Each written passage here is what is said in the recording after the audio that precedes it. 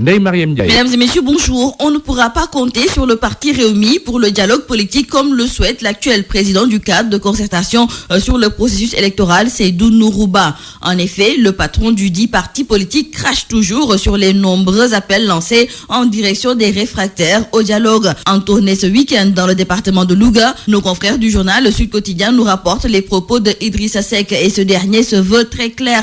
Il déclare qu'il n'y a que les personnes qui honorent leurs paroles et leurs engagements qui sont dignes d'être son interlocuteur pour dialoguer. Et Idrissa Seck d'ajouter que le président Macky Sall n'en fait pas partie. Le président du conseil départemental de Thiès ne s'en limite pas là car toujours dans le journal Sud Quotidien, nos confrères écrivent qu'ils pensent qu'on ne peut pas modifier par la parole une situation née d'actes précis. Pour lui, le président de la République ne peut pas passer son temps à manipuler la justice et en faire une arme de destruction de ses adversaires politiques. Il estime ainsi que cela n'a aucun sens d'agresser ses adversaires politiques puis de les convier au dialogue. Donc selon lui, il y a un certain nombre de préalables. Et en premier, il s'agira d'abord pour le chef de l'État Macky Sall de nommer une personnalité neutre pour s'occuper des élections et éviter de confier celle-ci à ses militants. Les propos de Idrissa Seck sont aussi repris par nos confrères du journal Les Échos qui ajouteront que pour Idrissa Seck, un ministre de l'Intérieur qui est un militant de l'APR et qui veut que son parti gagne n'est pas un arbitre digne de confiance. Ensuite, dit-il, le président Macky Sall devra arrêter d'utiliser la justice pour museler ses adversaires politiques et enfin, il devra ordonner la distribution des cartes d'identité. D'ailleurs, estime-t-il, il n'y a rien à dialoguer sur ce point. Donc, pour nos confrères du journal Les Échos, Idi a craché du venin sur Macky. En voilà d'autres qui ont, eux, craché du venin sur la direction du Parti socialiste. Il s'agit, selon nos confrères du journal Vox Populi, des rebelles du Parti socialiste qui ont déclaré la guerre à la direction du parti. Les khalifistes, comme les appellent nos confrères du journal Vox Populi, se sont réunis à Kaolack malgré les menaces de la direction du Parti socialiste formulées à leur endroit. Et dans le journal La Tribune, nos confrères écrivent que contre vents et marées, Barthélémy Diaz et compagnie ont organisé ce week-end un grand rassemblement marquant la renaissance de leur formation politique. Et à l'occasion, ils ont lancé leur manifeste du Saloum, faisant surtout savoir qu'ils auront un candidat à la présidentielle de 2019. Dans le quotidien LAS, nos confrères écrivent donc que les khalifistes ne sont nullement ébranlés par l'idée de les exclure, soulevée récemment par le bureau politique du Parti socialiste.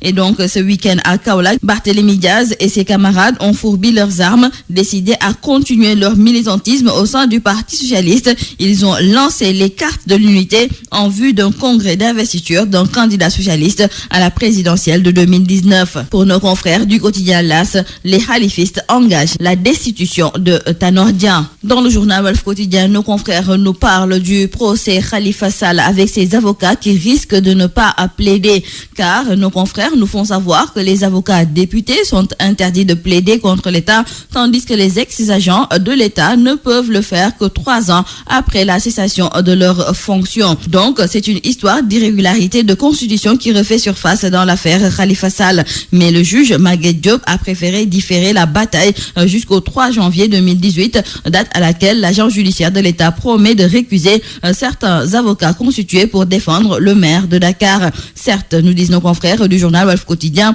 Antoine Félix Diome n'a pas cité de nom à la barre, mais c'est Maître El Hadji Diouf qui s'est senti visé et ce dernier n'a pas tardé à lui apporter la réplique. C'est aujourd'hui aux États-Unis que Cheikh Tidiane Gadio, le leader du mouvement Lujot Jotna, fera face au juge. Pour nos confrères du journal Réumi Quotidien, c'est un panafricaniste qui est jugé aujourd'hui et donc Cheikh Tidiane Gadio est face à son destin. Dans le journal Dakar Times, nos confrères nous parlent des concours des commissaires de police, des résultats qui tardent à être officialisés par le ministère de l'Intérieur. Et pour cause, nos confrères de Dakar Times nous révèlent que les résultats sont bloqués à cause de profondes divergences, notamment sur les notes qui seraient très en deçà de la moyenne des candidats du concours professionnel au grade de commissaire de police.